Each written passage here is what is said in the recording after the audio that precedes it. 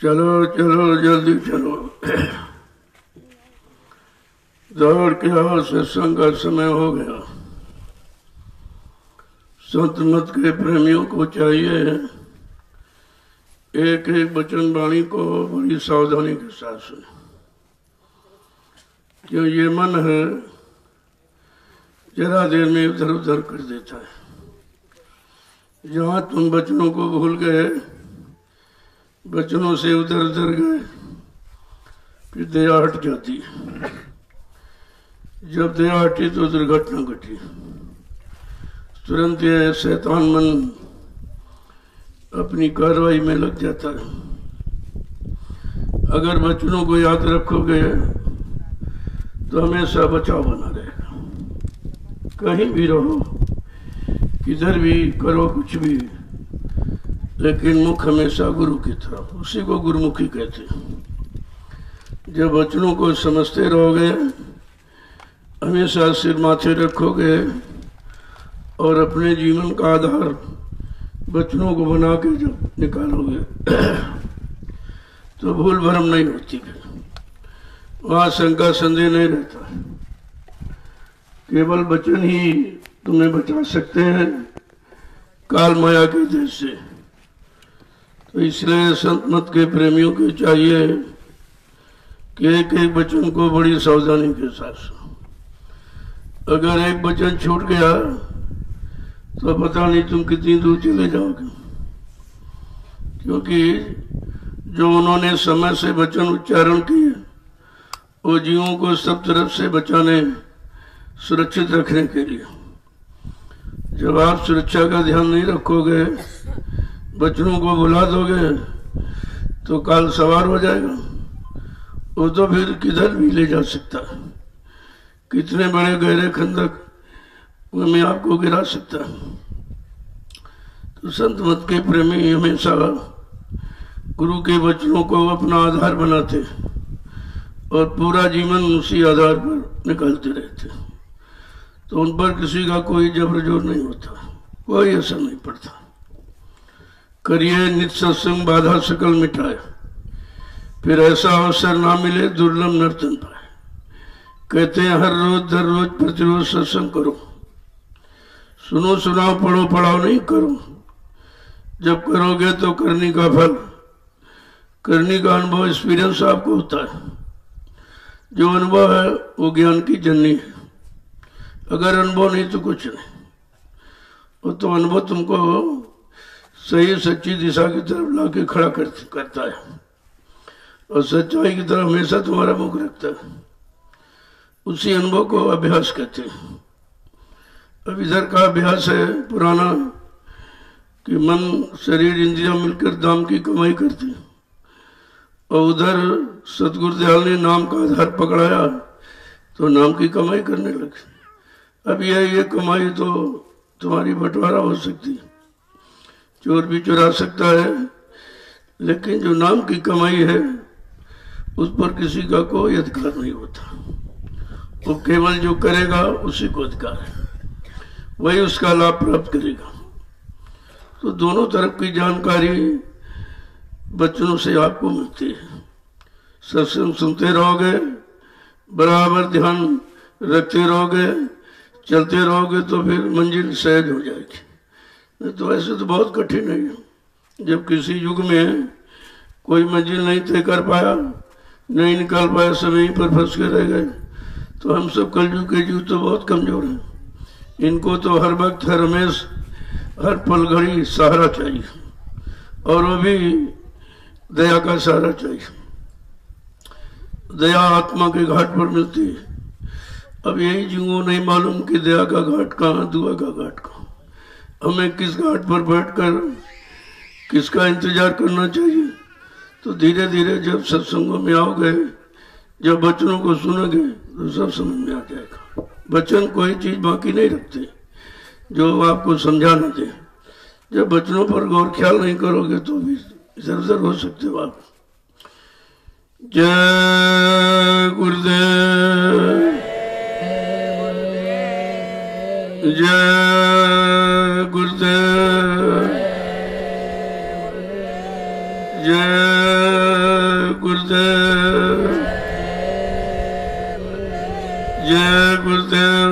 किसका? जय गुरुदेव नाम किसका? जय गुरुदेव नाम किसका? प्रभु का प्यारा नाम। समृद्ध दाता दयालु पूज्य स्वामी जी महाराज, आज के इस नैमिषारण्य की तपोभूमि पर प्रातःकालीन लघु सत्संग में सम्मिलित होने वाले समस्त जिज्ञासु प्रेमी जन, जब किसी चीज की जिज्ञासा उठती हो तो पाने की इच्छा होती है। जब तक जिज्ञासा नहीं तब तक उधर की तरफ मोड़ा नहीं जा सकता, और वचन जिज्ञासा ही पैदा करते रहते हैं। अगर हर लोक मंडल मुकाम का वचन उच्चारण न किया जाए तो तुम्हारे अंदर किसी लोक में जाने की प्रेरणा नहीं बनेगी, उधर की तरफ जिज्ञासा नहीं बनेगी। भाई वहां चला जाए, देखा जाए कैसा लोक है, कैसा मंडल, कैसा मुकाम। तो जब जिज्ञासा बनती तभी कुछ होता है, और जिज्ञासा बगैर मालिक की तरह की होती नहीं, क्योंकि संसार की जिज्ञासा तो बहुत पुरानी है। उसी तरह मन तुमको भगाए दौड़ाए लिए जा रहा हूं, लेकिन अध्यात्म की जिज्ञासा बहुत कम हो पाती है, क्योंकि अध्यात्म में आप समय बहुत कम देते हो। जहां समय ज्यादा दोगे वहीं लगाव आपका बन जाता है। जैसे खेती में समय दो तो खेती में लगाव बन जाता है, दुकान दफ्तर में समय दो तो लगाव बन जाता है। इसी तरह जब सत्संग में समय दोगे और नाम की कमाई में जब समय दोगे तो उधर की तरफ आपका लगाव बन जाएगा। ये तो बस मन को लगने लगाने की बात है। ये कितना पुराना लगा है उधर सदियों से, तो वहां उसको ले जाना तुम्हें नहीं पड़ता, अपने आप चला जाता, और तुम्हें भी घसीट के ले जाता। अगर इसी तरह हम धीरे धीरे अपना लगाव इधर की तरफ बनाए, सत्संग करें, सेवा करें और भजन करें, तो धीरे धीरे मन का लगाव इधर बढ़ जाएगा। फिर जब इधर बढ़ जाएगा फिर उधर नहीं जाएगा, क्योंकि जो चीज इधर है उधर है नहीं। तो इधर का मालूम नहीं था तो उधर भगता रहा, जाता रहा, दौड़ता रहा, लेकिन मिला क्या? जब इधर आया तब समझ में आया कि उधर क्या था, इधर क्या था। तब कहता हमारा तो सारा समय बेकार चला गया। जानकारी और जानकार न मिलने के कारण कहता सब समय मेरा व्यर्थ में चला गया। तब वो पश्चाताप करता है। जब पश्चाताप करता है तो फिर उधर की तरफ मुख नहीं करेगा, क्योंकि उधर तो देख के आया है क्या है, क्या मिला। तब जब इधर मुखातिर हो जाएगा तब उधर कभी नहीं जाएगा। लेकिन इधर तरफ मुड़ना बड़ा मुश्किल है, क्योंकि कभी मुड़ा नहीं है, कभी रास्ता इधर किसी ने बताया नहीं, जानकारी किसी ने दी नहीं है। अब जब धीरे धीरे कलयुग में संत पधारे तो उन्होंने रास्ता खोला। पहले तो रास्ता यहाँ था ही नहीं। जीवात्मा को जगाने का, परमात्मा से मिलाने का कोई रास्ता नहीं था, क्योंकि जितने आए वो शरीर इंद्रियों के भोगों तक सीमित रहे। तो उन्हें राज अपाट धन और दौलत, मतलब यही इधर का तो खूब मिला और इसी में रमा रहा, उसी का अभ्यासी बन गया। अब जब संत महापुरुषों ने धीरे से वचन सुनाने शुरू किए और वचनों का जब मोया लगाया तब ये थोड़ा बहुत घूमने लगा, मुड़ने लगा। जब मुड़ने लगा तो उधर अनुभव करने लगा। यही अनुभव कर धीरे धीरे आप बढ़ाते रहो। एक घड़ी आधी माँ पुनिया, गोस्वामी संगत साथ की हरे कोट अपराध।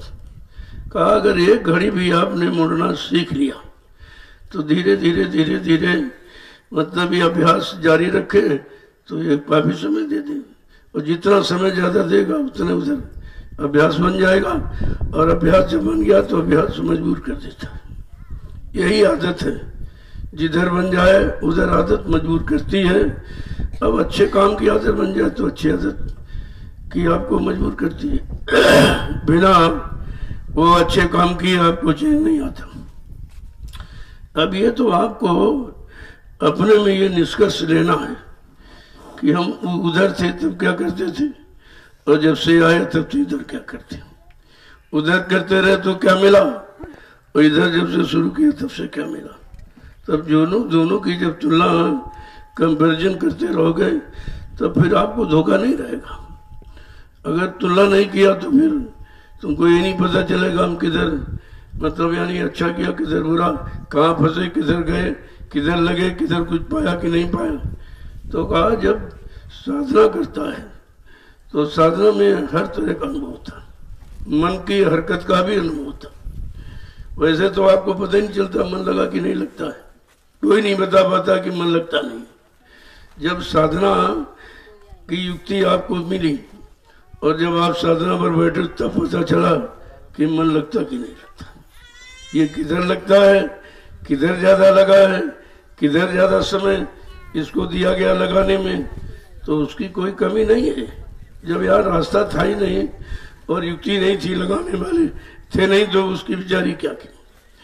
लेकिन धीरे धीरे धीरे जब महापुरुष आए तो उन्होंने रास्ता खोल दिया कि नहीं नहीं भाई उधर नहीं, तुम्हारा सच्चा रास्ता इधर है। पहले सब उधर ही तरफ मुड़े थे क्योंकि इधर रास्ता था नहीं, जानकार आए नहीं, जानकारी दी नहीं, मिली नहीं, तो मतलब यानी जहाँ की जानकारी नहीं उधर लगा रहा।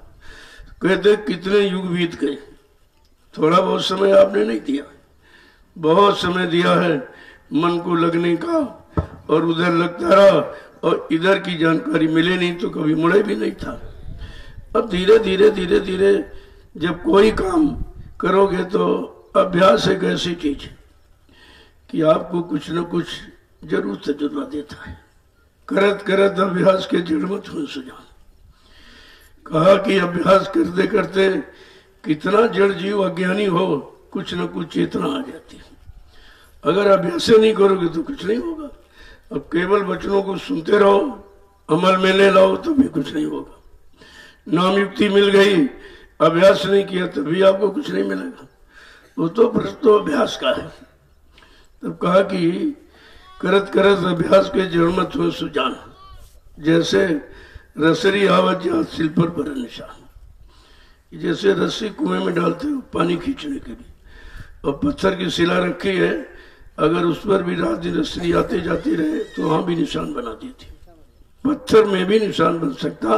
अभ्यास का मतलब ये, कितना तुम्हारा जड़ मन हो, जड़ता में फंसा हो, अगर अभ्यास में लग गए तो धीरे धीरे अपना घाट जरूर बना देता। जब घाट बन जाएगा तब आना जाना शुरू हो जाएगा। वही घाट तो बनाना है, क्योंकि इधर घाट तो बना नहीं था, इंद्री घाट तो खुला था। उधर तो खूब आपने खूब बनाया, खूब गए, खूब आए, खूब किया अनुभव, तो लेकिन इधर तो भी घाट बना ही नहीं था। जब घाट की जानकारी मिली और घाट पर जब खड़ा हुआ तब घाट का पता चला कि सच्चा घाट कौन है और झूठा कौन, असली कौन, नकली कौन। तो ये दोनों की जानकारी सत्संग कराता है। इधर की भी जानकारी देगा मन के घाट की, कि मन कब से इस घाट पर अपना सौदा कर रहा है, कब से घाट पर दुआ मांग रहा है, दुआ पाने के लिए प्रयत्न कर रहा है। और जब दया का घाट मालूम हुआ तो दया का घाट पर आपने मिनट, 2 मिनट, 10 मिनट आपने समय दिया तो उधर भी आपको अनुभव होने लगा। फिर आप आपस में तुलना करते हो कि भाई उस घाट पर रहा तब तक क्या मिला और इस घाट पर आने से क्या मिला। तब धीरे धीरे धीरे कहीं मुड़ना शुरू होता है। इसलिए सत्संग की बहुत बड़ी जरूरत है। सत्संग नहीं मिलेगा तो फिर तुम बहक सकते हो, फिर हट सकते हो, फिर कहीं फंस सकते हो। अगर सत्संग मिलता रहे बराबर तो तुम्हें ताजगी आती रहेगी। सत्संग तो ताजगी है।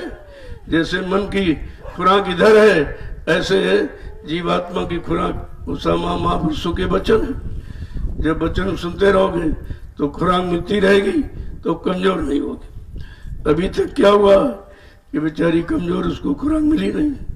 मन की खुराक हम आप पहुंचाते रहे, मन को देते रहे, तो मन तो बहुत बलवान हो गया। अब इतना बलवान हो गया कि तुम उसको मोड़ नहीं सकते। तुम्हारी शक्ति से ज्यादा शक्ति उसकी हो गई। जितनी ताकत थी सब उसने खींच ली और उधर की तरफ। तो मतलब यह है कि जब धीरे धीरे किसी चीज की जानकारी होती है और धीरे धीरे ही आप कर सकते, एक बार की तो नहीं कर सकते। धीरे धीरे रे मना धीरे सब कुछ हुए। माली सींचे 100 घड़ा लेकिन ऋतु आए फल हुए। माली ये सोचे कि चलो पौधे में 100 घड़ा पानी डाल दें अभी फल मिल जाए, तो वो तो सड़ जाएगा, क्योंकि बर्दाश्त क्षमता भी उसकी इतनी नहीं है। कहने का मतलब पहले ये देखो कि हमारा मन कितना बर्दाश्त कर सकता है, किन किन वचनों को बर्दाश्त कर सकता है। जब बर्दाश्त क्षमता धीरे धीरे बन जाएगी तब आप इसको पूरी बात समझा करके पूरी तरह आप मोड़ सकते हो। तो ये बर्दाश्त ही है, वचन सुनना, वचनों के अनुसार चलना, फिर मतलब यानी सेवा का भाव पैदा हो, फिर सेवा में लगना, फिर धीरे धीरे जब सेवा करने लगे तो मन का गरुड़ गुमान घमंड कुछ उतरने लगा, कुछ कम होने लगा, तब ये भजन की तरफ लगे। इतना आसान भजन नहीं है जैसे लोग कहते हैं हमारा भजन नहीं बनता। तुमने क्या इसके पहले कभी बनता था क्या? तो ये कह रहे भजन अब नहीं बनता, क्या इसके पहले कभी बनता था? जब भजन का रास्ते नहीं तो बनने बनाने की बात क्यों करते? कहा तुम केवल बैठना सीखो, आदत बनाओ, आदत ही इबादत करा देती है। पहले आदत बनाइए उधर से मन को हटाने की, फिर धीरे धीरे उधर कैसा लगा इधर भी लगाने की। जब धीरे धीरे इस पर वजन डालोगे, भार डालोगे, तभी तो लेके चलेगा ये। जब अध्यात्म का भार कभी डाला नहीं गया, अध्यात्म की बात कभी इसने सुनी नहीं और मानी भी नहीं और उसकी तरफ कभी मुड़ के चला नहीं, तो फिर ये क्या जाने उसका स्वाद है। तो कहने का मतलब ये है कि सत्संग आपको हर वक्त चाहिए, हर समय सत्संग चाहिए। और सत्संग ना भी लेकिन वचन होने चाहिए। मान लो एक बार आपको सत्संग मिल गया, अब वचनों को संभाल के रखिए। आप रोज वाला तो नहीं तुम सब रख सकते हो, लेकिन उतना तो रख सकते हो कि जिससे तुम्हारा कोई काम बन जाए। कहा कि उन वचनों में छांटो कि हम कौन सा वचन पालन कर सकते हैं, तो सरल से सरल छांट लो। आप वहीं से शुरुआत कर लो तो धीरे धीरे सारे वचन तुम्हारी समझ में आ जाएंगे। जब जैसे समझ में आ गए और वचनों का पालन आपने करना शुरू किया तो लाभ तुरंत मिलता है, तुरंत लाभ मिलता है। सत्संग फल पेखी तत्काला, काक हुए पिटव को मराला। काला सत्संग का फल तत्काल मिलता है। और जैसे कि मतलब यानी बगुला मोर बन जाए, कितना सुधार है। एक बगुला मोर बन जाए, मोर की सुंदरता उसको मिल जाए, मोर की आवाज मिल जाए, मोर जैसी आदत बन जाए, तो कहा कि बगुले का भी सुधार हो जाता है। ऐसे मन बगुला है। अब इसको मोर की रहनी गहनी में कैसे मोड़ना है, कैसे आपको ले आना है, उसकी भाषा में कैसे इसको परिणित करना है, ये सब धीरे धीरे आप कर सकते हो। एक बार की चाव आए, जैसे यहाँ आते कहते भी ये लाभ दे दीजिए आप। तुमने कि डॉक्टर के यहाँ जाते एक ही दिन में लाभ मिल जाता है क्या? वहाँ तो रोज बुलाता है, रोज फीस लेता है, और यहाँ कभी कभी आते हो तो इस दर पर आए और तुरंत चाहते ये मिल जाए वो मिल जाए। अरे भाई तो देने वाला भी देखता है तुम इस चीज के लायक हो कि नहीं, इसको रख सकते हो कि नहीं रख सकते हो। ऐसे थोड़ी है, ऐसे नहीं कि तुम्हारे रोने गाने से इतनी बड़ी दया की जाए तुम खत्म ही हो जाओ, तुम बेकार ही हो जाओ, क्योंकि वो वचन बर्दाश्त की क्षमता भी तुम्हारे में नहीं। इसलिए धीरे धीरे दया की जाती है।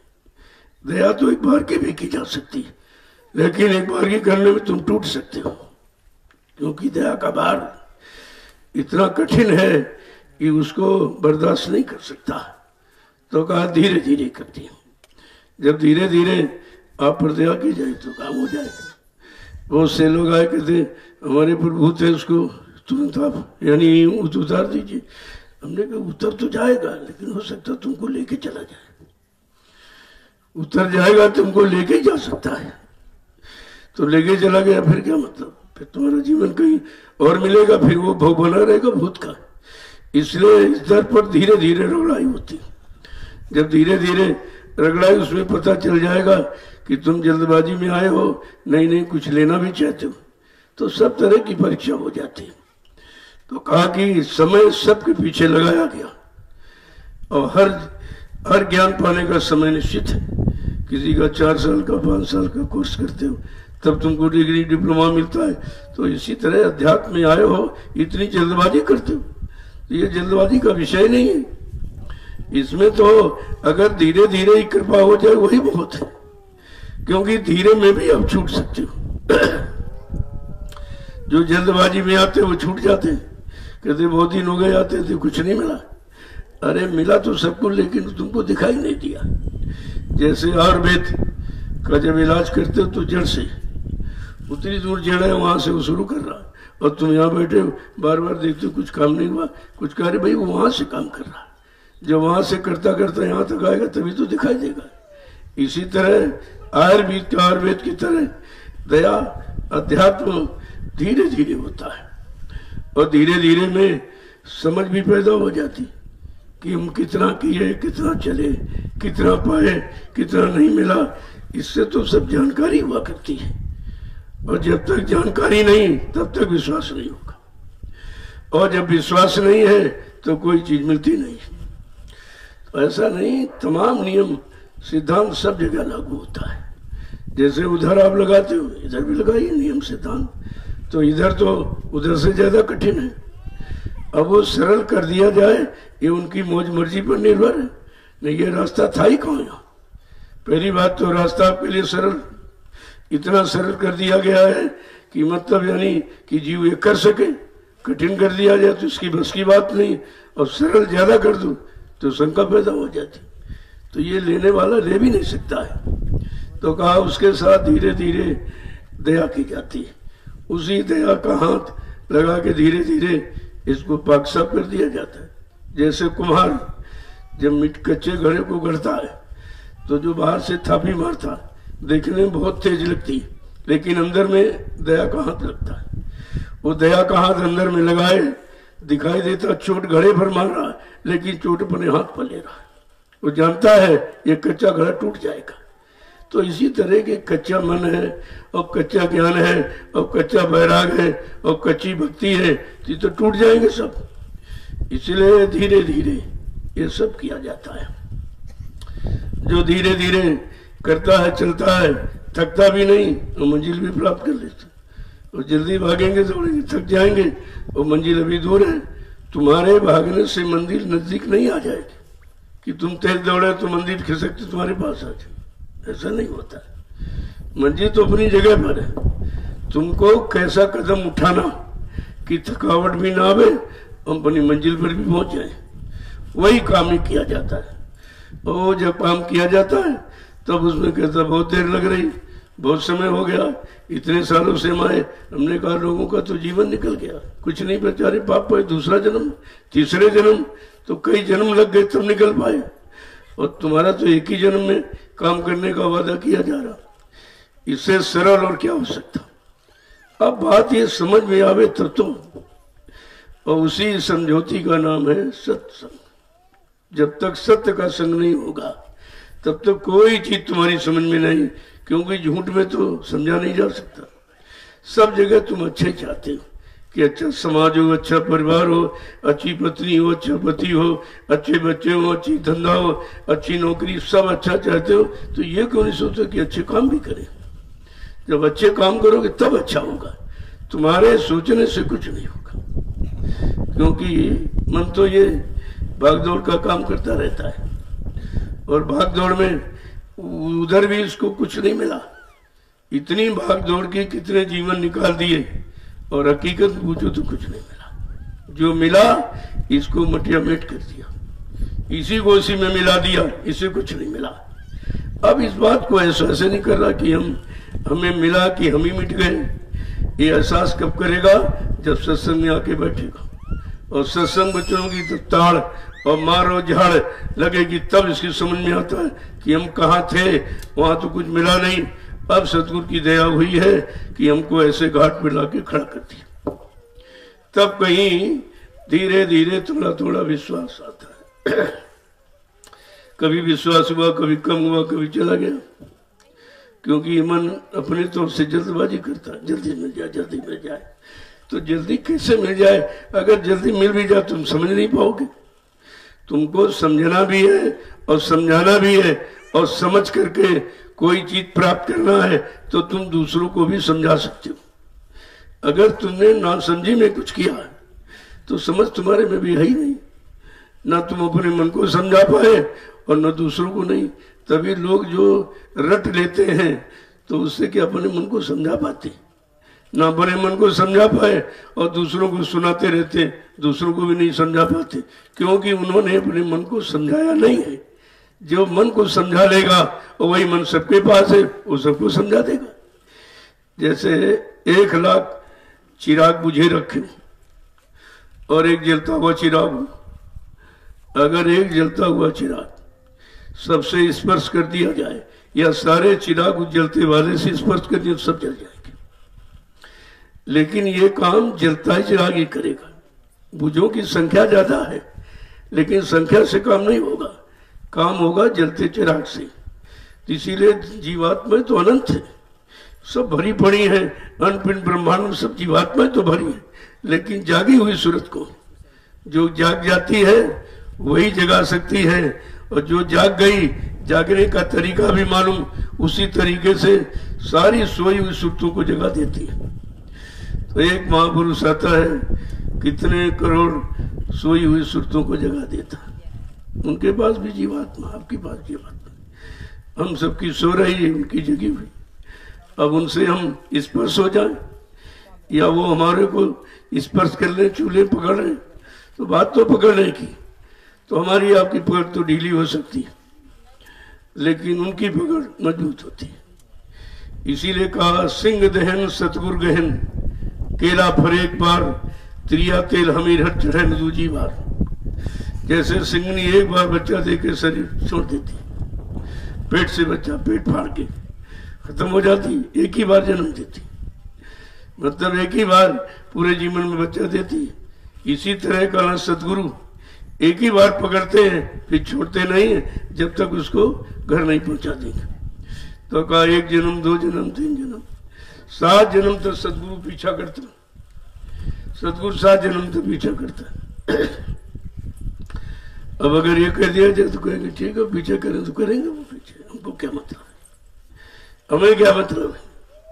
नहीं भाई, पीछा तो जब करेंगे जब तुम दौड़ोगे आगे, वो पीछे चलेंगे तब तो पीछा होगा। और तुम जुड़ते ही नहीं हो, तुम आते ही नहीं हो, तो पीछा कहाँ किया जाए।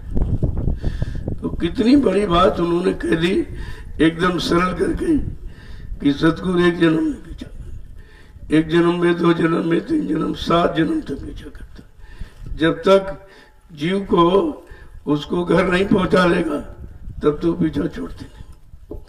ये तो अन्य संतों की बात है कि 7 जन्म तक, लेकिन समृत मालिक आया हम सब जीवात्माओं के लिए, उन्होंने एक ही जन्म में वादा किया कि अगर मेरी बात मान लो, मेरे वचनों पर चल पड़ो, मेरे तरफ मुखातिर हो जाओ, तो एक ही जन्म में पार हो जाओगे। अब जो 1 जन्म में पार करने आया, कहा कि 1 जन्म पार तो हो जाए, लेकिन फिर महंगा पड़ेगा, कई कितने अनंत जन्मों का बोझा लादे बैठो गंदगी कर्मों की। तो कहा पार तो हो जाओगे, लेकिन कुछ महंगा पड़ेगा। अब वो महंगाई बर्दाश्त नहीं होती। महंगाई का मतलब, अब वो 3 तरह का साबुन लगाएंगे, जिनको ले जाना है सफाई करना, तो उन्हें मालूम कि ये गंदगी कितने अनंत जन्मों की है और जल्दी इसको साफ किया जाए। कहा मैं 3 तरह का साबुन लगाता हूँ, बीमारी का, गरीबी का और बदनामी का। अब ये 3 तरह का साबुन लगाते हो तो भाग जाएंगे छोड़ के कि हम गुरुदेव में आते उससे बीमारे रहते, और तुमको नहीं मालूम तुम्हारे कर्म काटे जा रहे। जब तुमको ये राज मालूम नहीं है कि कर्म कैसे कटते हैं और ज्यादा कर्म किससे करते हैं, और जितने जो ज्यादा कर्म काटेगा उतनी जल्दी आपको साफ कर देगा। तो कहा सतगुरु जिस पर विशेष खुश होते अपने अजीज भक्त पर, वो 3 तरह की दया करती, 3 तरह का साबुन लगाते हैं, मानी बीमारी का, गरीबी का और बदनामी का। अगर ये तीनों चीजें जिस पर हो, समझ लो 1 जन्म में निकल जाएगा। लेकिन ये बर्दाश्त नहीं होगा, जरा से किसी ने कह दिया तो तुम उल्टा लड़ने तैयार हो जाओगे, क्योंकि ये मन है, ये अपमान नहीं सहता है और सम्मान ढूंढता है, और सम्मान चाहने वाले ही अपमान से डरते हैं, ये भी नियम है। तो कहा इधर कहते हैं अरे भाई लाभ और मान क्यों चाहेगा, पड़ेगा सब तुझे दिन, ये भी तेरा सोचना और लेना, ये भी कर्म कर जाए। एक तो पिछला इतना लादे बैठा, वो तो अदा नहीं कर पाया, और फिर भी यहाँ आया है इस मत में, और गुरु के पास गुरु से भी सम्मान चाहता है कि हमको मान देंगे, सम्मान देंगे तो हम रहेंगे, नहीं तुम चले जाएंगे। तो बड़ी मतलब यानी गुरु से बड़ी अकड़ दिखाता है कि ये नहीं करोगे तो छोड़ दूंगा आपको। यानी तू उनको क्या छोड़ दोगा, तू कितने जन्म के लिए छूट जाएगा, तुझे पता ही कहाँ है। यही कहो कि हम सब गंदे जीवों को पकड़ ही लिया, यही कौन कम है, यही कौन कम कीजिए ले लिया। न गंदगी में कोई किसी के पास नहीं बैठता है, कोई किसी को स्वीकार नहीं करता है। तो ये है समर्थ मालिक का प्रश्न है। अन्य संतों की बात तो छोड़ दीजिए, उन्होंने तो बहुत कम जीवों को पकड़ा है। पाक साहब किया और नहीं माना तो धक्का मार दिया। मतलब यानी अब वो प्रश्न सब पर लागू नहीं होता है। अब ये समर्थ मालिक की बात तो यहाँ रही नहीं, तो पिछले संतों का लोग प्रमाण उदाहरण दे देते हैं, लेकिन कहा ये लागू नहीं होगा, ये लागू नहीं होगा। वो सब यानी गुप्त संत ही, गुप्त रूप में दया तो की, जो उनके पास गया उनके हाजिर नाजिर रहकर और मतलब कुछ सेवा, कुछ श्रद्धा प्रेम आदेश पालन किया, तो किसी एक पर दया कर दी उन्होंने, तो उसको नामदान दे दिया, इतना तो कर दिया।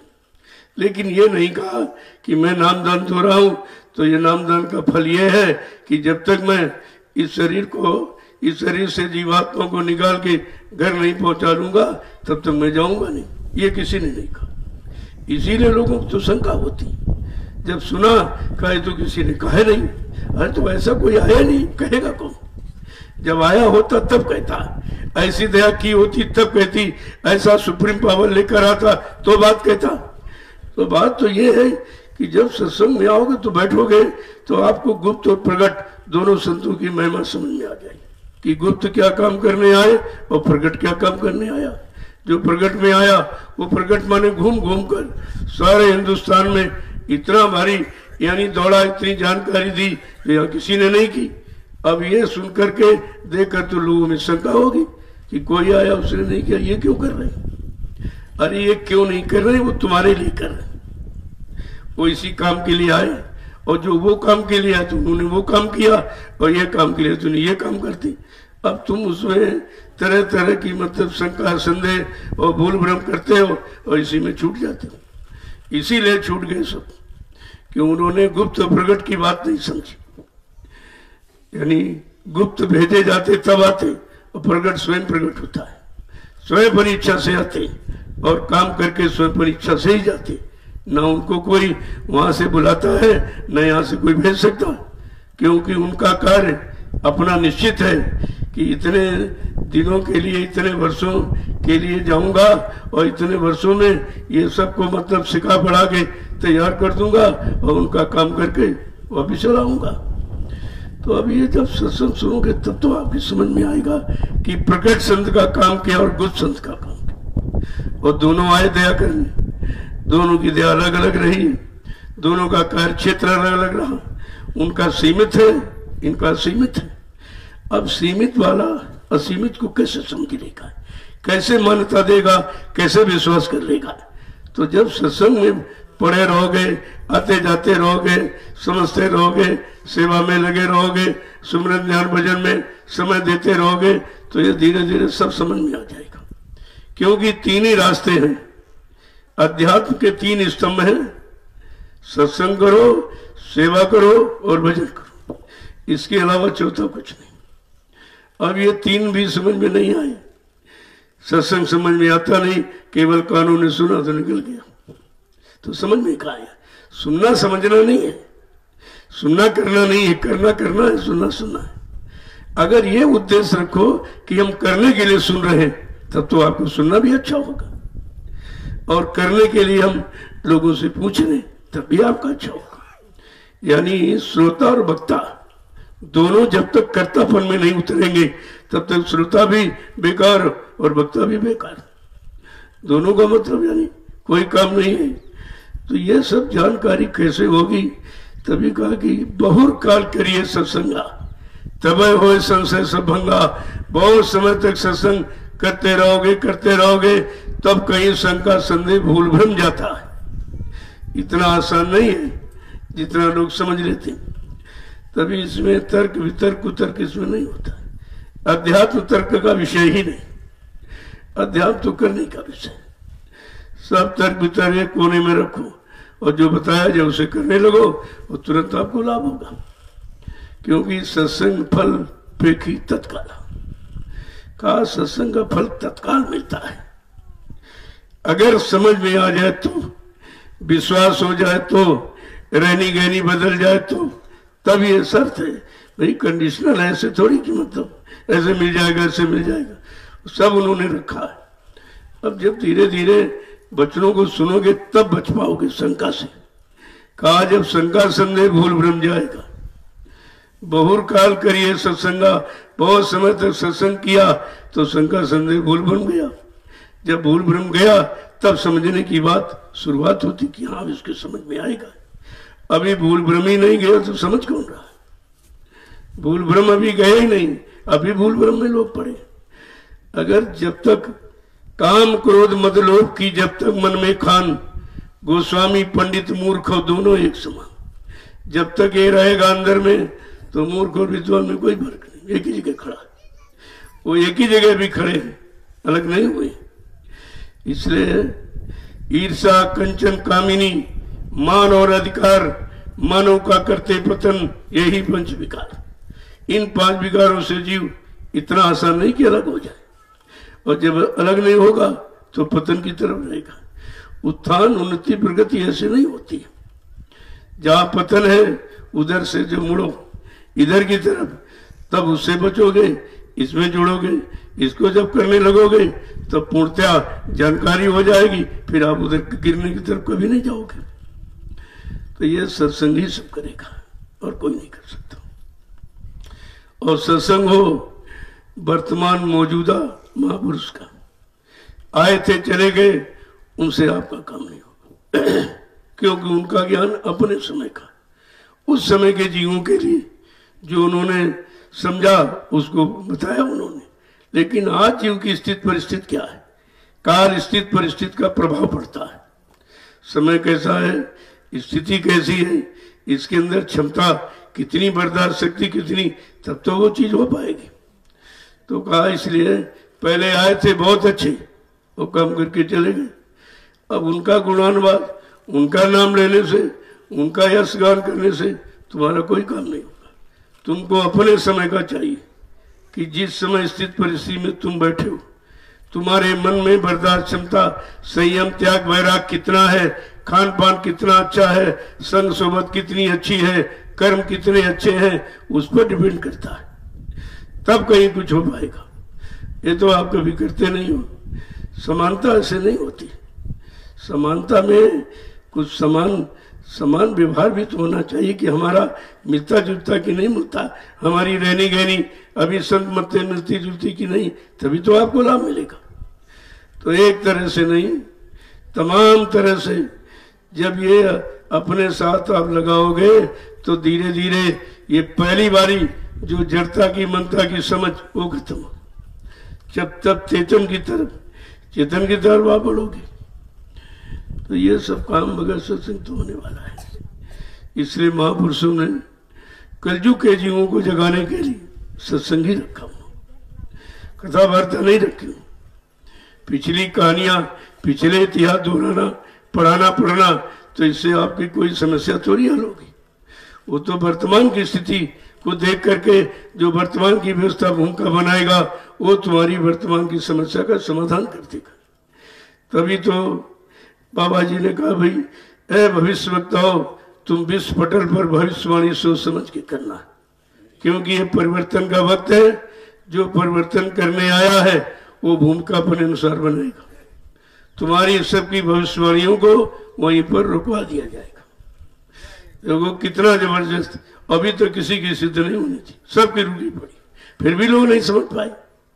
इतने भविष्य वक्ता है जो उन्होंने कहा, अपना आइडिया, अपना विचार जरूर रखा, लेकिन कहा जो काम करने आया वो 100% बात करेगा, 100% बात करेगा। उसको मालूम है कि किस स्थिति परिस्थिति से, किस भूमिका व्यवस्था से इन समस्याओं का समाधान होगा, वो उसे मालूम। तभी लोग भूल गए। महात्मा सूरदास ने भी अपनी भविष्यवाणी कही थी, लेकिन उन्होंने भी अपने ऊपर कुछ नहीं कहा।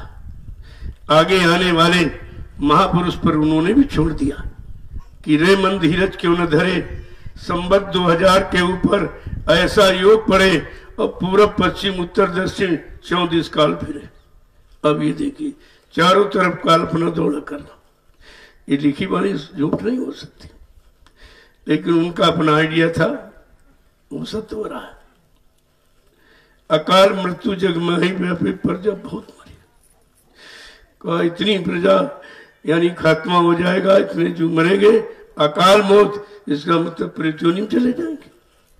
अकाल मौत तो नरक का सूचक है। तो देखिए, सारा अकाल मृत्यु जग में ही व्यापी, एक देश मुल्क की बात नहीं कहते, सारा संसार अकाल मौत में व्याप्त हो जाएगा। इस कुदरत के भारी प्रकोप से ये सब अकाल मौत में चले गए। देखिए, वो वाणी यहां लागू हो रही। संत वाणी अमिट नहीं होती, वो लागू होती। कहते हैं स्वर्ण फूल बन धरती फूले। ऐसा भी समय आएगा जो धरती आज एक अन्न का दाना उत्पन्न करने में असमर्थ देख पड़ती है, का ये स्वर्ण बन सोना उत्पन्न करेगी। ऐसा भी समय आएगा। इधर कहते हैं कार में तू जग माए अपनी प्रजा बहुत मरे, और स्वर्ण फूल बन धरती फूले, धर्म की बेल बढ़े। यानी तब धर्म आगे बढ़ेगा। अभी तो पीछे लोगों ने कर दिया धर्म को। धर्म कर्म सब पीछे, मानवता इंसानियत सब पीछे, प्रेम प्यार मोहब्बत सेवा दया सदाचार परमात्मा की यादगार सब पीछे, माँ बहन बेटी बहू की परख पहचान सब पीछे हो गए। आगे क्या? पाप आगे खड़ा हो, पाप और स्वार्थ आगे खड़ा हो गया। स्वार्थ में व्यक्ति अंधा होता और क्रोध में भी अंधा होता। ये दोनों स्थितियां इस समय इंसान के ऊपर है। तो कह रहे हैं कि सूरदास हरि की ये लीला, कहते हैं हरि की लीला है, टारे नहीं टरे। हरि की लीला को यहां कोई इंसान टाल नहीं सकता है। लेकिन उन्होंने ये भी कहा कि काल जाल से वही बचे जो सतगुरु ध्यान धरे। का कलयुग की विषम परिस्थितियों से वही बच पाएगा जो समय के सतगुरु दयाल का ध्यान करेगा। ये उन्होंने भी सारा किया। इसका मतलब आगे सतगुरु आएगा, जो लोग उसका ध्यान करेंगे वो विषम परिस्थितियों से अपने आप को बचा सकेंगे। तो इशारा तो वाणी में है। अब उस वाणी को लागू कैसे किया जाए, कहाँ लागू होगी? जब तक कोई स्थिति परिस्थिति न बने, कोई समस्या आगे न खड़ी हो, तो आप लागू कैसे करो? जब समस्या हो उसी पर आप लागू करोगे। इसलिए समस्या जरूरी थी, क्योंकि उनकी वाणी सिद्ध होनी थी। उनकी वाणी ने समस्या लाके खड़ी की, अपने वचनों को सिद्ध करने के लिए, सत्य करने के लिए ये समस्या खड़ी कि कुदरत को आह्वान कर दिया। उसने सब स्थिति दिखा दी सबको कि मतलब यानी कि सारा देश एकदम रो रहा है, चिल्ला रहा है, आंसू गिरा रहा, कोई पूछने वाला नहीं, कोई फरियाद सुनने वाला नहीं, दुख तकलीफ कोई दूर करने वाला नहीं। यह स्थिति है। ऐसी स्थिति में कौन मदद करेगा? कौन जीवों को बचाएगा? बचाने वाला कौन होगा? तभी तो लोगों को पहचान होगी सच्चे और झूठे की, असली कौन है और नकली कौन है। ये धीरे धीरे सब पहचान तुम्हारे सामने आके खड़ी हो जाएगी। अब तो शुरुआत हुई है, आप देखते जाइए कितने मनचले जीव इधर से उधर, उधर से इधर, इनका यही काम है, ना इधर टिकना ना उधर टिकना, ना इधर मिलना ना उधर कुछ मिलना। तो ऐसे तो ये मनचले जीव हमेशा रहे और रहेंगे। ऐसे मनचले जीवों से कोई भी अपने मन की स्थिरता का साधन नहीं बना सकता, क्योंकि उसका मन खुद ही स्थिर नहीं, वो तुम्हें कैसे बता देगा? तो ये महापुरुषों की वाणी ये तो अमिट है, इसको कोई झूठ कर ही नहीं सकता। अपनी वाणी सत्य करने के लिए कोई स्थिति परिस्थिति बना सकते, ये भी पावर है। कहा मुझे कोई कैसी स्थिति परिस्थिति बनानी पड़े, कोई लीला, कोई खेल, कोई करिश्मा करना पड़े, लेकिन मैं ये काम करके दिखाऊंगा। अपने काम को पूरा करने के लिए देखो कितना खेल हुआ, और किसी ने खेल को समझ नहीं पाया, लीला को किसी ने समझ नहीं पाया, क्योंकि लीला समझना भी सबके बस की बात नहीं है। जा पर दया गुरु की हुई और ता पर दया करे सब कुछ। जब उनकी दया हो जाएगी तो सब, कहा कि सतगुरु की दया होती तो सूखी खेती हरियाती। ये क्यों नहीं समझते हो? बात तो यहाँ पर है कि जो असंभव को संभव बनाने आया, कहा कि जो काम कभी नहीं हुआ था, जीवात्मा का कल्याण, जीवात्मा घर पहुंचे, काम कभी नहीं। इस असंभव काम को संभव बनाने आए। जो संभव करके दिखा देगा वो समय का कितना बड़ा महापुरुष माना जाएगा। जो सारी स्थिति को बदल देगा, सारी मुसीबत दुख तकलीफ को सुख शांति में परिणित कर देगा, वो समय का कितना बड़ा महापुरुष कहा जाएगा। तो काम पर ही तो नाम होगा। अभी तो काम की केवल आवाज दी गई, ये काम होगा, ये काम होगा, ऐसा होगा, ऐसा होगा, कि सुनकर लोग यानी शंका कर रहे हैं कि ऐसा कैसे होगा, ऐसा कभी हुआ ही नहीं। तो बात तो ठीक है, ऐसा कभी हुआ ये नहीं कि ऐसा कभी आया नहीं। ऐसा कभी आया होता तो ऐसा जरूर उसका इतिहास तुम्हारे पास मौजूद होता। अगर ये मौजूद होता तो फिर इनको आने की जरूरत क्या थी? ये सब कहने की, इतना प्रचार करने की, बताने की जरूरत ही क्या थी? जय गुरुदेव, जय गुरुदेव, जय गुरुदेव। नाम किसका? प्रभु का। जय गुरुदेव। नाम किसका? प्रभु का। प्रभु का प्यारा नाम। पहले तो यही सबसे अनोखा परिचय कि प्रभु नाम कभी आया नहीं। जिन नामों का इतिहास है, ये नाम वो सबसे अलग थलग, क्योंकि वो हरि नाम सतयुग का, त्रेता का राम नाम, द्वापर कृष्ण नाम था। प्रभु नाम तो नहीं आया था। जब हरि युग में नया पुरुष नए नाम को लाया, ये विधान है, तो कलयुग के जीवों के लिए भी कोई नाम होना चाहिए था, लेकिन कलयुग जीवों ने बेचारे नहीं किया।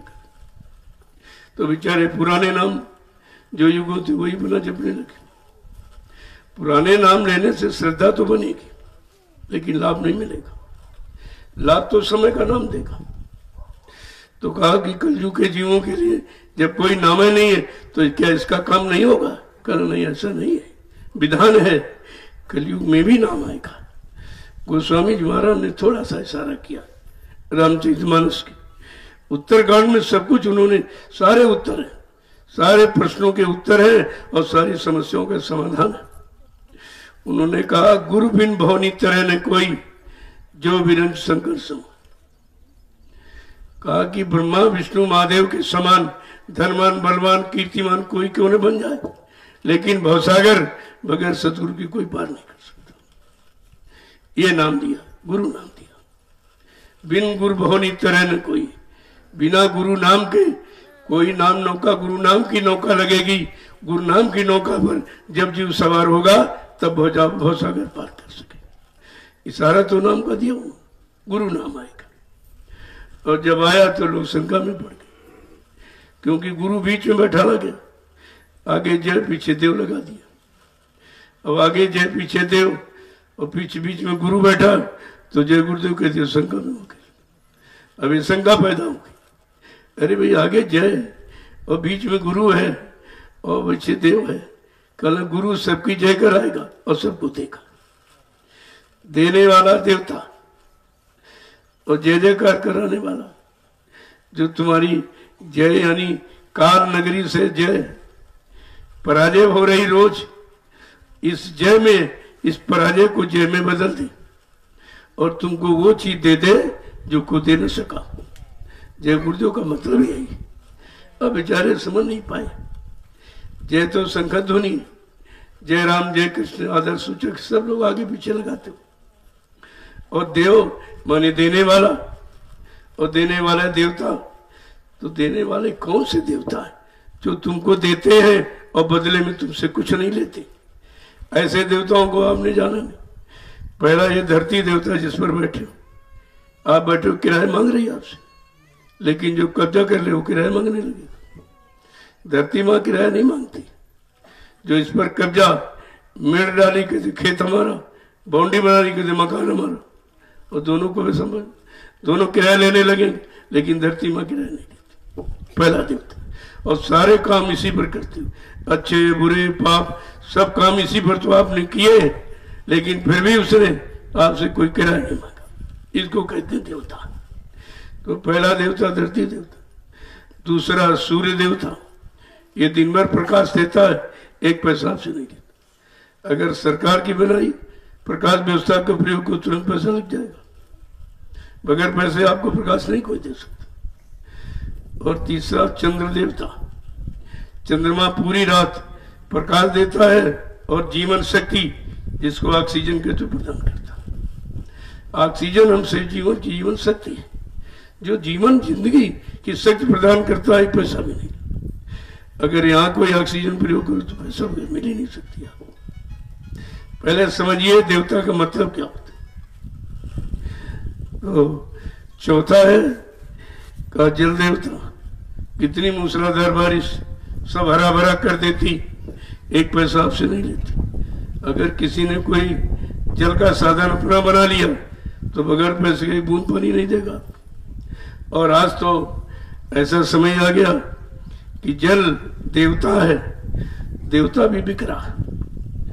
20 रुपए आधा लीटर पानी, 20 रुपए का। पहले देखिए, महापुरुषों ने कहा था जब दूध और जल और पूत बिकने लगे तो समझ लो देश में कंगाली आ जाए, और तीनों बिक रहे। दहेज प्रसाद से बेटा बेच रहे हो, और दूध की बिक्री हो रही और जल की बिक्री हो रही। कहा कंगाली के लक्षण होंगे, और देखिए सामने आपके कंगाली आ गई। तो ये चंद्र देवता, ये देखिए आप। और वायु देवता, वायु देवता कितनी मंद शीतल हवा चलती है, एक पैसा नहीं मांगे। अगर तुम घर में यानी हवा अगर प्रयोग करो सरकार की दी व्यवस्था में, कूलर है, पंखा, एसी, तो तुरंत पैसा लग जाए, बगैर पैसे आपको कोई चीज नहीं मिले। और ये देखिए देवता, देवता तुमको सब लिए बैठे, तुमने देवताओं से लेना ही नहीं सीखा, उनकी कदर नहीं की आपने। तो देखिए, और छठा है गुरु देवता, संत देवता। ये देवता तो केवल शारीरिक शक्ति सुरक्षा प्रदान करेंगे, लेकिन गुरु संत ऐसा देवता है जो शारीरिक यानी मतलब सुधार और जीवात्मा को उद्धार दोनों काम करता है। ये ऐसा देवता है। और तुमको ये सब मिले और तुमने किसी की कदर नहीं की, क्योंकि तुमने कदर कैसे होती तुमने सुना ही नहीं। उसी कदर करने की नीति रीति का नाम है सत्संग। जब सत्य का संग करोगे तो सारी सच्चाई तुम्हारे पास आ जाएगी, उसका आपको लाभ मिल जाएगा। तो ये सब चीजें महापुरुषों ने जीवों तक पहुंचाने के लिए सत्संग का माध्यम रखा। और सत्संग आप सुनते हो लेकिन करते नहीं हो। और लिखा है करने का, सत्संग करने का विषय, कथा वार्ता सुनने का विषय। सत्संग भी तुमने कथा वार्ता की तरह सुना, सुनने में समय दिया तो सब भूल गए। कितना सुनाया गया 10 जुलाई 1952 से 2012, ये तो समय निर्धारित बिल्कुल निश्चित है। समय के समर्थ मालिक ने इतना समय हमारे आपके लिए जगाने के लिए, चिताने के लिए, खड़ा करने के लिए, सही सच्चे रास्ते पर मतलब यानी चलाने के लिए इतना समय दिया। हमने आपने कुछ नहीं, कदर ही नहीं की। कुछ जो तुम्हारे लिए आया, तुम्हारे लाभ कल्याण के लिए आया, और हम आप उन्हीं को नहीं समझ पाए, तो तुम जब अपने लाभ, जो लाभ देने वाला उसको नहीं समझ पाए तो लाभ फिर दूसरा कौन दे देगा? दूसरा किसी के पास आत्मिक लाभ देने का नहीं था साधन, किसी के पास आत्मा का लाभ तो कोई दे ही नहीं सकता। शरीर का लाभ यहाँ नहीं मिल रहा, बेचारे परेशान हो रहे हैं, सब देख लीजिए। इस भौतिक जगत में वर्तमान स्थिति क्या सब रो रहे हैं। शारीरिक लाभ नहीं, तरह तरह की बीमारी ये लाभ है। बीमारी बढ़ रही है, परेशानियां बढ़ रही, लड़ाई झगड़े बढ़ रहे, ये शारीरिक लाभ मिल रहा आपको। तो जब शारीरिक लाभ नहीं तो आध्यात्मिक लाभ कौन दे देगा, आत्मा को लाभ कौन दे देगा। और जिसने दोनों वादे किए कि मैं तुम्हारे शरीर की व्यवस्था, रोजी रोटी, महंगाई, गरीबी, बेरोजगारी का ये सब खत्म करूंगा, सबकी व्यवस्था करूंगा।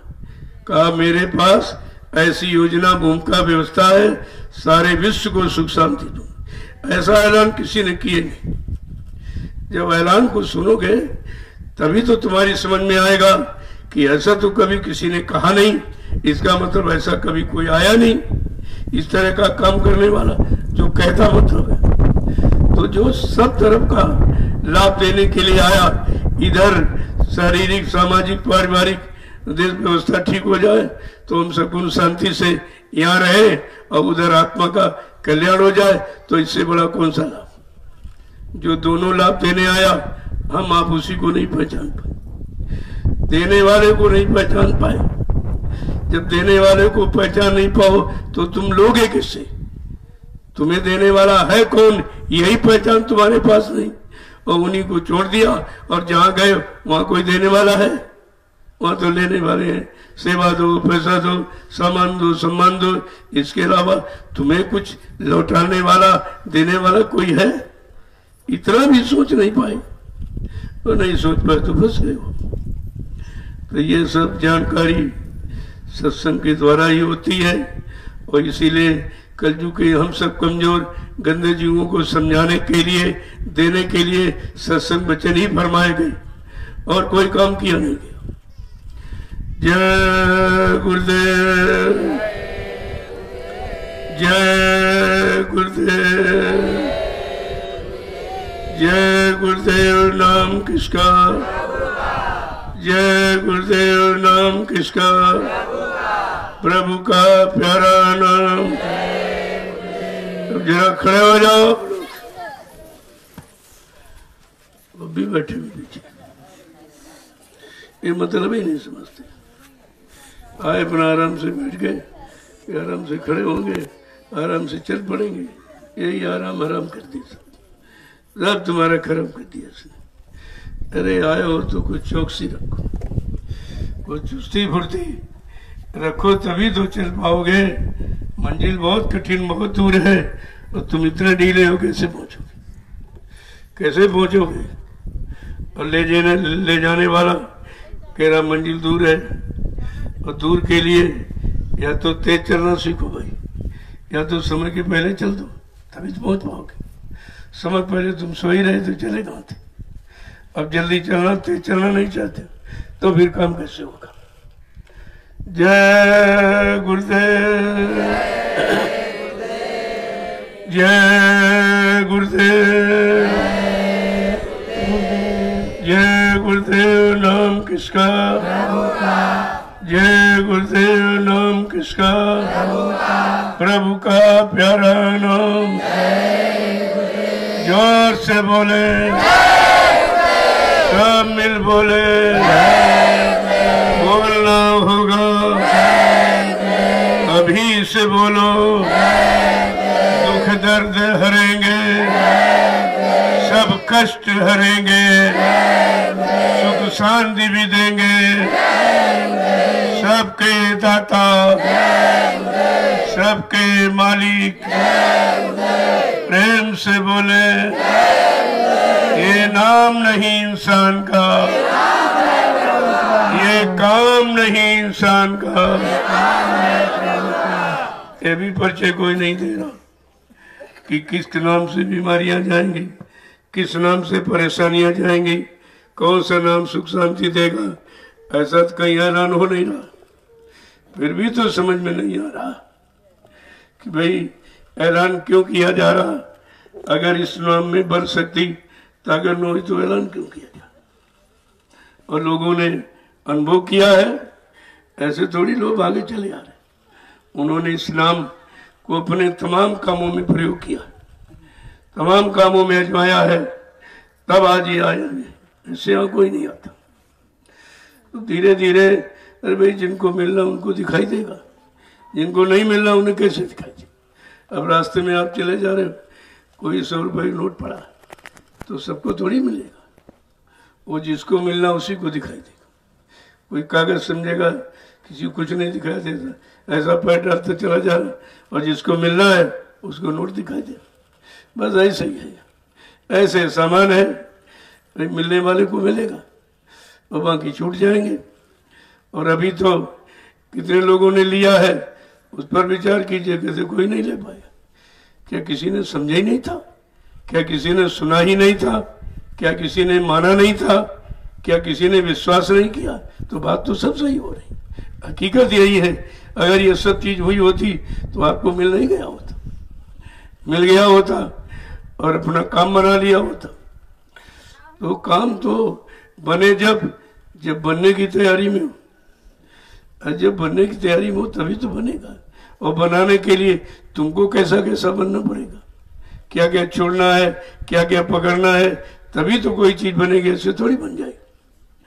जय गुरुदेव। अब देखो कोई खास सेवा यहाँ भी नहीं है, जब सेवा होगी तो आपको बुलाया जाएगा। अब आप धीरे धीरे चलने की तैयारी करो, थोड़ा बहुत जो काम है, सेवा तो इतने लोग यहाँ रहते हैं अपना करते रहेंगे। जब कोई विशेष सेवा तो बहुत है, सेवा बहुत है, लेकिन उसका भी समय थोड़ा दूर है। जब उस समय नजदीक आ जाएगा तो आपको नजदीक बुला लिया जाएगा, भाई सेवा कर लो, सेवा कर लो। अभी आपने देखी 1 महीने लोगों ने कैसे सेवा किया, उनको उसका लाभ मिला है। और ऐसा लाभ जब कभी आएंगे और जब कभी उधर इमारत की तरफ देखेंगे तो कहेंगे जब ये बन रही थी तो मैंने भी लिया, मिट्टी डाली थी। ये हमेशा कहेंगे मैंने इसमें सेवा की थी, मैंने परमार्थी संदान सेवा की थी, मैंने इसमें अपनी गाड़ी कमाई का कुछ न कुछ अंश लगाया था। ये तो हमेशा आप कहते रहोगे, क्योंकि सामने आपके है वो। और जब सामने कोई चीज बनी तो कहाँ लोग कहेंगे, विश्वास ही नहीं होता, भी ले रहे हैं, कहाँ लगा रहे हैं, कहाँ नहीं लगा रहे। तो यहाँ तो कोई ऐसा काम ही नहीं, कोई भूल भ्रम संदेह का काम यानी सब सामने हो रहा। अब तुम उसे ना समझ पाओ तो बात एक अलग की, सब सामने हो रहा। इसमें समझाने के लिए आपको करना ही क्या, केवल चल पड़ो और करने लगो, देख लो तो तुम्हारे सामने तो हो रहा। जो पहले लोगों ने, मैं तो रोज ही कहता हूँ, जब पहले जिन लोग, मैंने तो कभी मांगा नहीं और न कभी मांगता, आज भी नहीं, कोई किसी से 1 रुपया कभी नहीं मांगा। और जो आपने श्रद्धा में सेवा दी है वो 1 रुपये 2 रुपये जो पहले आपने दिया, उसका ये देखिए, ये तुम्हारा सामने खरीद जमीन तुम्हारी है। और अब जो दे रहे हो वो सामने लग रहा। यहाँ शंका का प्रश्न नहीं है, कोई शंका संदेह भूल नहीं। और हमको कुछ चाहिए नहीं, पहली बात तो यही, हमको कुछ चाहिए। अगर हमको चाह होती तो कुछ नहीं बनता, सब छिपा के रख दिया जाता, और रखे दिए लोगों ने, वहां तो कोई पूछता भी नहीं। किसी की हिम्मत नहीं पूछने की है कि भाई जो 60 साल आपने सेवा गुरु के हाथ में पकड़ाई वो कहाँ चली गई, कहाँ गई, वहां कोई पूछने। यहाँ तो टीका टिप्पणी करे, वहां कोई नहीं पूछता।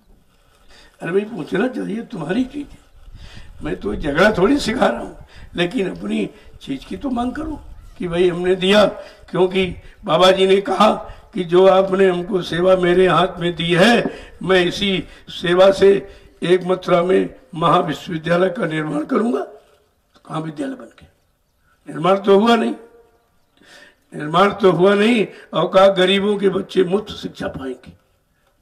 और तुम्हारी उसी सेवा से मथुरा में धर्मादा चिकित्सालय का निर्माण करूंगा। जो लोग कहीं दवा से ठीक नहीं हो, मैं दुआ से ठीक करूंगा। कहाँ चला गया? तो ये तो आपको पूछना चाहिए भाई, वो चीज जो बनाने के लिए, जिसके लिए हमने सेवा दी और बनाने का वादा किया गया, वो तो कुछ हुआ नहीं, तो पैसा कहाँ चला गया? सेवा के बारे में तो जानकारी आपको लेनी चाहिए। और यहाँ जो आपने दिया सामने आपकी, यहाँ कुछ नहीं, क्योंकि मेरा कोई बैंक बैलेंस खाता नहीं है, तो कोई उसमें जमा कर दिया। और मेरे कोई बीवी बच्चा नहीं है जिनके लिए मैं इकट्ठा करूंगा।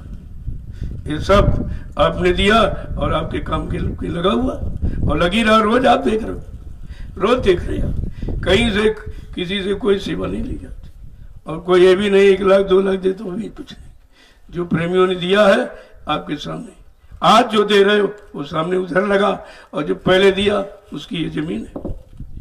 यहाँ कोई संघ का काम नहीं, हमको कुछ चाहिए नहीं, क्योंकि हम रखेंगे कहाँ, कोई हमारे तो पास तो कुछ है नहीं। मैं पहले भी आपको बता दिया कि हमको चाहिए नहीं कुछ, और आपने दिया है तो आपके काम की व्यवस्था हो रही कि आपके रहने के लिए, ठहरने के लिए हो जाए मतलब, और जो सेवा देते हो उसको सही सुरक्षित जगह रखा जा सके, उसके लिए सब निर्माण कार्य हो रहा। मेरी तो ये झोपड़ी इधर है, आपका उधर है, ये भी कभी शंका मत करना। मेरा तो ये झोपड़ी बनाई आपने तो सिमरे राम, इसके सिवा कुछ नहीं। ये झोपड़ी है और लंगोटी है, इसके सिवा कुछ नहीं। तो जब आप साफ बिल्कुल खुला है, अब उसमें तमाम तरह की शंकाएं, संदेह, भूल भ्रम जोड़ दो, तो ये तुम्हारी है जोड़ गांठ, करते रहो, हमको इससे क्या मतलब। हम जो हैं आपके सामने बैठे और बोल रहे हैं, आपके सामने बोल रहे हैं। यहाँ कोई बनने बनाने की बात नहीं की जा रही कि मैं गुरु बनता हूँ, स्वामी जी बनता हूँ, या संत माता फकीर, ये भी कोई शंका संदेह, सारा बिल्कुल पर्दाफाश एकदम। अब इस पर भी ना जानकारी, कुछ का तो स्वभाव निंदा करने हो तो करेंगे, उनका तो स्वभाव है कर कुछ सकते नहीं, जो हो रहा उसमें बाधा डालो, ये उनका काम है। कुछ तो करके कोई दिखा नहीं सकता है, कोई कर भी नहीं रहा और किसी ने कर भी नहीं पाया, जबकि सेवाएं तो 3-3, 4-4, 5-5 अंकों की लिखी, और यहाँ 1 अंक भी नहीं, कोई अंक का नाम नहीं आ, और उसका काम देख लीजिए, और 4-5-5 अंकों के लिए उनका काम देखिए, तो तुम्हें पता चल जाएगा कि भाई यहाँ काम हो रहा कि नहीं हो रहा, हमारी सेवाओं का दुरुपयोग हो रहा कि सदुपयोग हो रहा, ये बिल्कुल खुला है। जय गुरुदेव, जय गुरुदेव। कुछ लोगों का ऐसा स्वभाव होता, सो बिन काज दाहिने बाएं, बिना कारण के दाएं बाएं लगे रहते, अपना काम करते रहते, क्यों उनका ये काम है। इसीलिए तो कहा, जय जड़ जीव निशाचे घाती, तीने ने प्रभु कथा सुनाती। उनको अच्छा काम नहीं अच्छा लग रहा, और ये कि हम नहीं कर पाए, ये कैसे कर रहे हैं। इनके पास कोई पैसा भी नहीं है, कोई पैसा लेते भी नहीं, कोई इनको देता भी नहीं है, ये कैसे काम करें, हम नहीं कर पाए। तुमने भाई तुम हमसे बड़ा आगे करो, तुम्हारा आगे हो जाए, हमारा पीछे हो जाएगा, तुमको अच्छा नहीं, हमें खराब कर देंगे लोग। लेकिन कहने से कोई खराब नहीं होता, वो तो करने से होगा। जब करोगे तो वो तुम्हारे सामने होगा, इसको कैसे लोग छिपा दें। तो कुछ का तो एक काम ही होता है, अपना भले भलाई करते, बुरे बुराई करते, वो अपना धंधा बंद नहीं करते, बुराई वाला करते रहते, कोई ना कोई बुराई का मैटर तुम्हारे सामने रखते रहेंगे कि जिससे लोग अच्छाई की तरफ जाने न पावे, अच्छे काम में सेवा लगने न पावे, और अच्छे काम में स्वयं न लगने पावे, तो वो तो अपना काम करेंगे। देखिए, तुमको परमात्मा ने बुद्धि दी है, आंख और कान दिए हैं, तुम सब अपना प्रयोग करो। जब प्रयोग करोगे तुम्हें अच्छाई सच्चाई का पता चल जाएगा। जय गुरुदेव, जय गुरुदेव। मैंने इन 8 सालों में बराबर आपको इशारा किया है, इसमें तमाम लोग छोड़ के भाग जाएंगे। जरा सा किसी का स्वार्थ हल न हुआ तो भाग जाएगा और बुराई करेगा। जब कोई फैक्ट्री से भागता है तो मिल मालिक की बुराई करता है, अपनी कमी नहीं बताएगा। मालिक ने तनख्वाह नहीं दिया, और मतलब समय से नहीं देता, हमारा ये नहीं किया, वो नहीं, अपनी चोरी नहीं बताएगा कि मैं चोरी करके भगाऊं, इसलिए निकाल दिया गया। अपनी बात तो कोई कहता नहीं। और यहाँ तो हम किसी को भगाते भी नहीं, बुलाते रहते हैं, आओ जाओ आ जाओ आ जाओ, मैं तो भगाता नहीं। तुम अपनी करने से खुद भाग जाते हो, उसके लिए हम क्या करें। यहाँ तो सम्मान और सामान के सिवा और कुछ की नहीं होता। ये सामान ले लो, ये प्रयोग कर लो, बने रहो, बैठ के रहो, करते रहो, अच्छा समय आ जाएगा, तुम्हारा भी नाम हो जाए। लेकिन जब अच्छा नहीं तो अच्छा कैसे करेगा, उससे अच्छे की उम्मीद भी नहीं हो सकती। अगर शुरू में बता दिया जाए तो कहोगे अरे भाई ये तो पहले से कह रहे हैं भगाना चाहते, और जब करके भागता कहते जानते थे फिर इसको रखा क्यों। तुम तो दोनों तरफ से बात करोगे कि जानते थे इसको रखा क्यों। अरे भाई और रखा ना जाए, अरे कहते हो आपके लिए तो सब समान है, चाहे चोर हो चाहे डकैत हो चाहे अच्छा हो, आपके यहाँ तो समान सब व्यवहार है, और समान में रखा गया। तो कहते अरे जानते थे तो चोर को क्यों रखा आपने। तो ये तो कहे तुम सब तरह से कहते रहो। अब काम करने वाला तुम्हारे कहने के अनुसार करेगा, तुम्हारे कहने अनुसार करे तो कभी काम ही नहीं होगा कि तुम करने नहीं दोगे। और यहाँ कभी किसी को अच्छा कोई कह नहीं सकता, कभी नहीं अच्छा कह। एक बार एक बाप बेटा बैठे थे, तो बाप ने कहा बेटा बड़ा समय खराब, कोई कभी किसी को अच्छा कहते नहीं कि नहीं ये कैसे पिताजी कह रहे हैं आप झूठ कहते हैं, जो अच्छा कह रहे हैं तो अच्छा क्यों नहीं कहें। कल नहीं ऐसा नहीं, कल हम नहीं मानेंगे। कहा चलो अच्छा तुमको प्रमाण दिखा दे। तो एक घोड़ा लेके चले, बाप बेटे घोड़ा, तो मतलब यानी कहा ऐसा करो बेटा तुम बैठ लो गांव आ रहा है। तो कहते नहीं पिताजी तुम कहना नहीं तुम बैठ। तो कहना नहीं ठीक है अच्छा नहीं है आप व्रत हो। जब बाप बैठ गया गांव में पहुंचा, लोग के देखो बुढ़ा बना घोड़े जा रहा हो, बच्चों पैदल चला रहा। कहा सुना कुछ कहा, कहा अच्छा अच्छा अब तो जरा तुम बैठ लो। दूसरा गांव आया तो बेटा बैठ गया और पिता पे चलने लगा। कहा देखो अपना यानी जवान है और घोड़े चल रहा, बुढ़े को पैदल चला रहा। कहा सुना कुछ, कहा ऐसा करो अब दोनों लोग बैठे हो। जब तीसरे गांव पहुंचे दोनों लोग बैठ गए। कहते देखो कितने कसाई हैं, मारे डाले घोड़े को दोनों लदे इस पर, दोनों बैठे। कहा सुना कुछ, कहा चलो दोनों लोग पैदल चले। जब चौथे गांव पहुंचे कहते कितने मूर्ख हैं और सवारी साथ में पैदल जा रहे हैं। कहा देखा, कहा ये है दुनिया, ये है दुनिया। दुनिया से दिन दुनियादारी चली जाएगी, दुनिया खत्म हो जाएगी। लेकिन इसी दुनिया में रहकर तुम्हें दुनियादारी में पढ़ना नहीं, फंसना नहीं, अपना काम बनाना है, अपना काम बनाना। यहाँ किसी को कभी अच्छा कोई कह नहीं सकता, क्योंकि अच्छा कोई है नहीं। न आंख अच्छी है, न कान अच्छे हैं, न हाथ पैरों जगह अच्छी जगह कभी गए, न मन से अच्छा संकल्प विकल्प किया, न बुद्धि से अच्छा निर्णय लिया, तो ये अच्छा कहेंगे कैसे। जब अच्छा देखा नहीं, अच्छा किया नहीं, तो अच्छे की पहचान इनके पास नहीं। तो आपको अपना सीधे चलते रहो, अपने चलते रहो। ये तो तमाम बाधाएं, यानी मंजिल पर जब आदमी चलता तो तमाम दिक्कतें, तमाम परेशानी आती।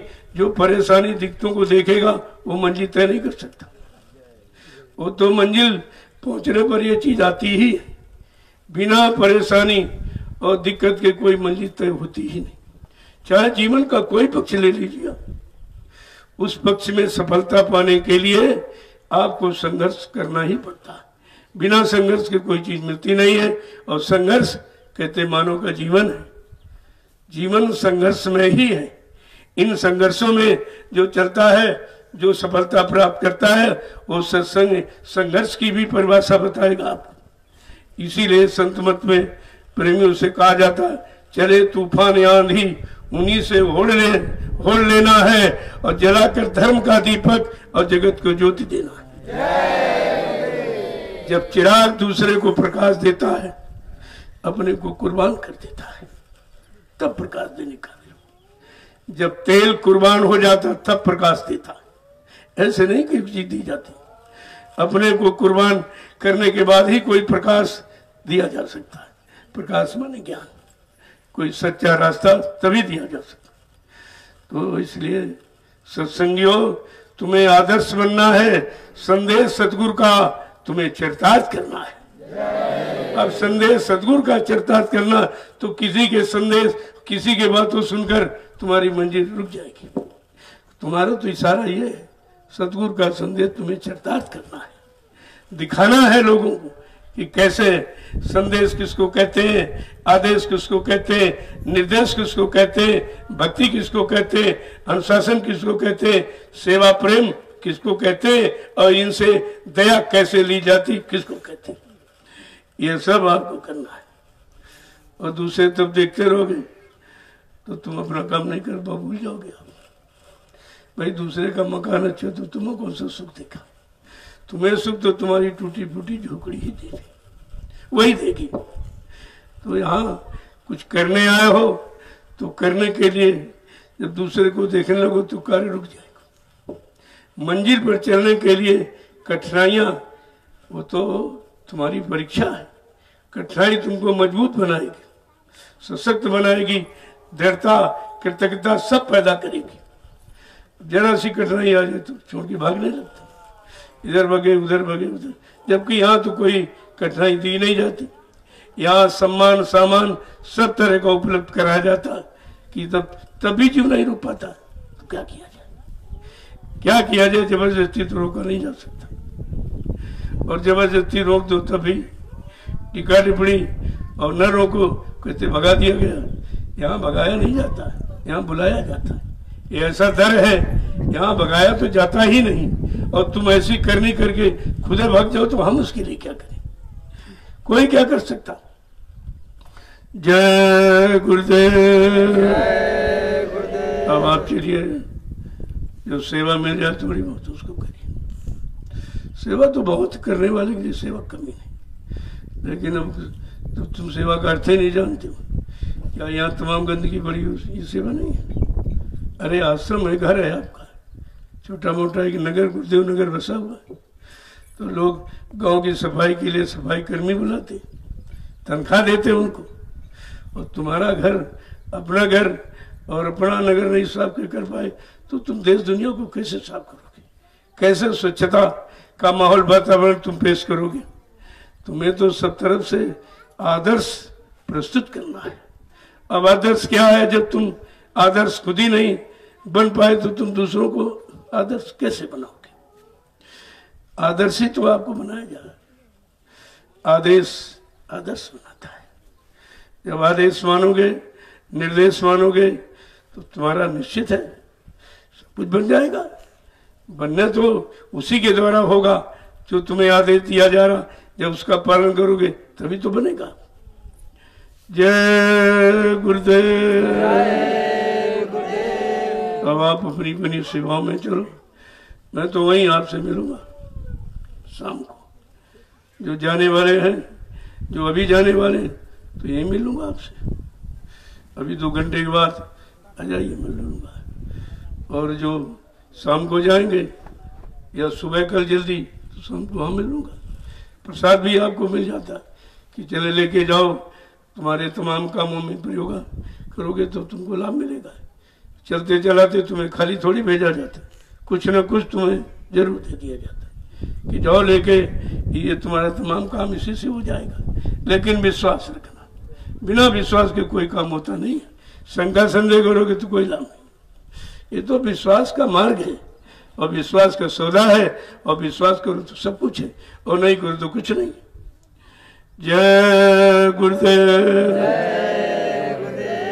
जय गुरुदेव। जय गुरुदेव। नाम किसका? जय गुरुदेव। नाम किसका?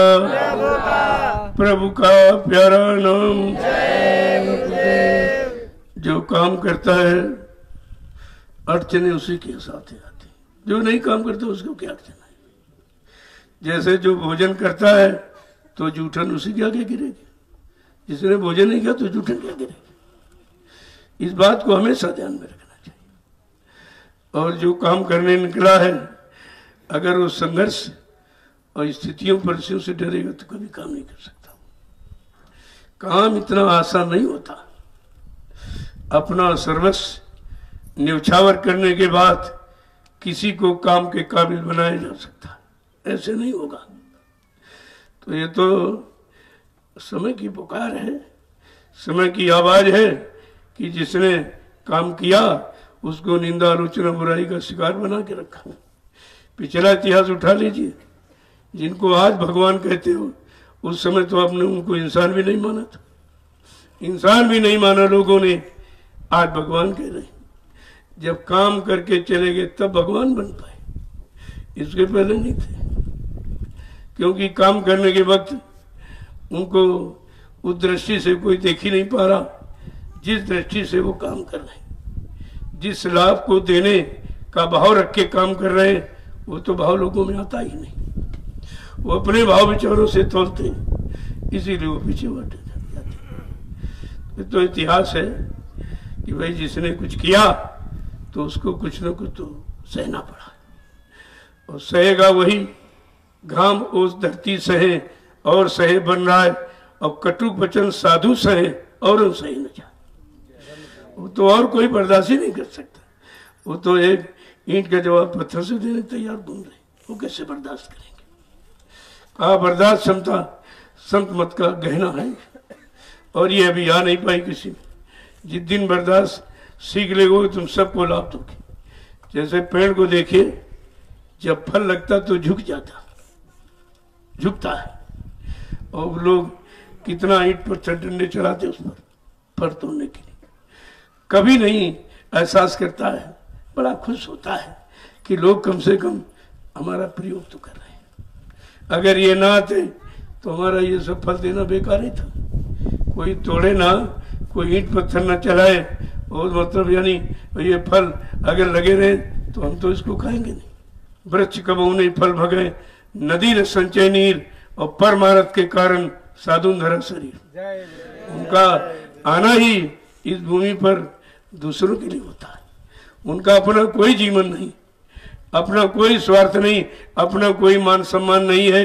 वो क्योंकि वो राजमिस्त्री तो सुबह से बेचारे लगे, वो भी सुन रहे, ऐसा नहीं है, वो दोनों काम कर रहे हैं। सत्संग भी सुन रहे हैं, सेवा भी कर रहे हैं। सत्संग सेवा दो काम उनके हो रहे, और आपका एक काम हो रहा, और वो भी अगर सुनकर रख न पाए तो एक एक भी काम नहीं, ये भी काम नहीं आपका रह जाता। और ज्यादातर ही सुन के भूल ही जाते हो, याद तो रखते नहीं, और याद नहीं रखो तो फिर प्रयोग कैसे करो। प्रयोग नहीं करोगे तो लाभ हानि का पता क्या चलेगा। तो वचन सुनना ही काफी नहीं है, समझना और समझ करके करना, तब आपको सुनने का लाभ मिलेगा। कितने दिनों से लोग सुन रहे हैं, कुछ नहीं, और आज भी सुन के भाग रहे हैं। सुनते हैं लेकिन रुक ही नहीं पाते, क्योंकि उन्होंने सुना ही नहीं, और सुना तो अपने ऊपर लागू नहीं किया। जब लागू नहीं करोगे तो लाभ हानि का पता कैसे चलेगा कि वचनों से क्या लाभ है, कैसे बचा जाए, और कैसे कुछ लाभ प्राप्त किया जाए। ये तो जब ही मालूम होगा जब उन वचनों को अपने जीवन में उतारोगे। जय गुरुदेव। अब आप चलिए।